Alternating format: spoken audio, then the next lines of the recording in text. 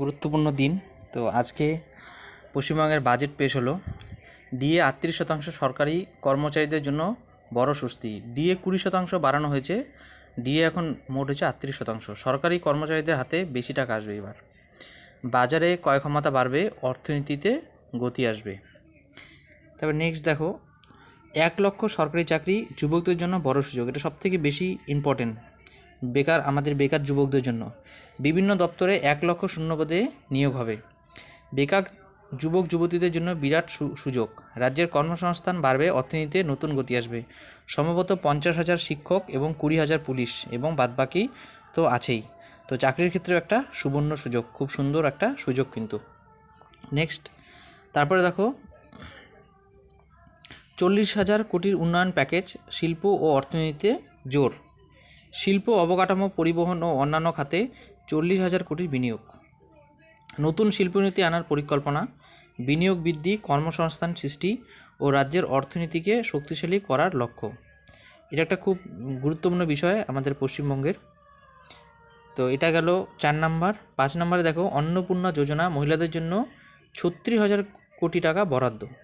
অন্নপূর্ণা যোজনায় 36,000 কোটি টাকা বরাদ্দ। যোগ্য মহিলাদের আর্থিক সহায়তা প্রদান, যেটা নিয়ে এই কয়েকদিন থেকে পুরো চলছে আর কি, ভিড়, মানুষ একটু হয়রানি হয়েছে, কিন্তু সব ঠিক আছে এখন। মহিলাদের আর্থিক স্বাধীনতা বাড়বে, পরিবারের সহায়তা ও গ্রামীণ অর্থনীতিতে শক্তি যোগাবে। খুব একটা ভাইটাল এই জায়গাটা, অন্নপূর্ণা যোজনা। তারপরে দেখো, উত্তরবঙ্গের জন্য বিশেষ গুরুত্ব। উত্তরবঙ্গ উন্নয়নকে অগ্রাধিকার দেওয়া হয়েছে। চা শিল্প, পর্যটন, পরিবহন ও অবকাঠামো উন্নয়নের পরিকল্পনা। শিলিগুড়ি করিডোর, সড়ক ও রেল যোগাযোগ উন্নত করা হবে। খুব একটা ভাইটাল জায়গা আমাদের এই পাহাড়ি এলাকায়, দার্জিলিং, শিলিগুড়ি, এখানে খুব একটা গুরুত্ব দেওয়া হয়েছে এই জায়গাটায়। তারপরে দেখো, এআই মিশন ও প্রযুক্তি খাতে উদ্যোগ। এআই মিশন চালুর ঘোষণা। দক্ষতা উন্নয়ন, ডিজিটাল শিক্ষা ও স্টার্ট আপকে উৎসাহ দেওয়া হবে। প্রযুক্তিভিত্তিক নতুন কর্মসংস্থান তৈরি হবে। যুবকদের ভবিষ্যৎ হবে আরও উজ্জ্বল। বর্তমানে এআই যুগ, এটা একটা খুব ভালো বাজেটে এনেছে, এটা খুব একটা সুন্দর একটা প্রজেক্ট। তারপরে দেখো, রাজ্যের আর্থিক পরিকল্পনা ও রাজস্ব বৃদ্ধি। নতুন কর না বাড়িয়ে রাজস্ব বাড়ানোর পরিকল্পনা। জিএসটি ফাঁকি রোধ, জমি লিজ, সম্পদ ব্যবস্থাপনার মাধ্যমে আয় বাড়ানো হবে। রাজ্যের ঋণের বোঝা কমিয়ে আর্থিক স্থিতিশীলতা বজায় রাখা হবে। এটা একটা ভাইটাল জায়গা, কারণ এটাই মেন, রাজস্ব বৃদ্ধি এবং রাজ্যের আর্থিক পরিকল্পনা। তারপরে দেখো, বিমানবন্দর ও পরিবহন অবকাঠামো উন্নয়ন। কল্যাণীতে দ্বিতীয় কলকাতা বিমানবন্দর নির্মাণের প্রস্তাব। আরও 3টি নতুন এয়ারফিল্ড তৈরির পরিকল্পনা। বিমান যোগাযোগ বাড়বে এবং বিনিয়োগ ও পর্যটনও বৃদ্ধি পাবে। তারপরে দেখো, বড় অবকাঠামো প্রকল্প।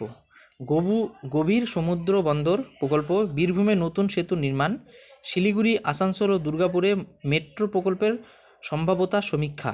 রাজ্যের যোগাযোগ ব্যবস্থা হবে আরও উন্নত।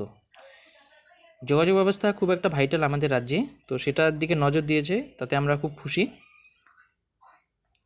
তো এই ছিল আমাদের, এবং আরও আছে, তো বেশি সবগুলো পরে নেক্সট আস্তে আস্তে আসবে, নাহলে একবারে ভিডিওটা অনেক বড় হয়ে যাবে। তো সুন্দর আমাদের পশ্চিমবঙ্গ সরকার আমাদের যে বাজেটটা নিয়েছে 2026-27 অর্থবর্ষে, তো সেখানে আমাদের বেকারদের জন্য প্রায় 1 লক্ষ যে চাকরির ব্যাপারটা, সেটা আমাদের সবথেকে ভাইটাল বিষয়, আমাদের সেটাকে ভালোভাবে দেখতে হবে। তো সেই জায়গা থেকেই আমরা আজকে পশ্চিমবঙ্গবাসী খুবই খুশি। তো আমরা আশা করব যে আগামী দিনে আমাদের পশ্চিমবঙ্গের আরও উন্নত হবে, সব কিছু ডেভেলপ হবে, এবং যে মায়ে বোনেরা আছে, দিদিরা আছে, তারা প্রত্যেকে অন্নপূর্ণা ভাণ্ডার 3,000 টাকা করে পাবে, তাতে আমরা খুব খুশি। আর বেকার যুবক যুবতী আমরা যারা আছি প্রায় 1 লক্ষ, আশা করি সবার মনস্কামনা পূর্ণ হবে। আগামী দিন সবার ভালো হোক, সবাই পরিশ্রম করো, ভালো করে চাকরি করো এবং সুস্থ থাকো, ভালো থাকো। তো ধন্যবাদ বন্ধুরা।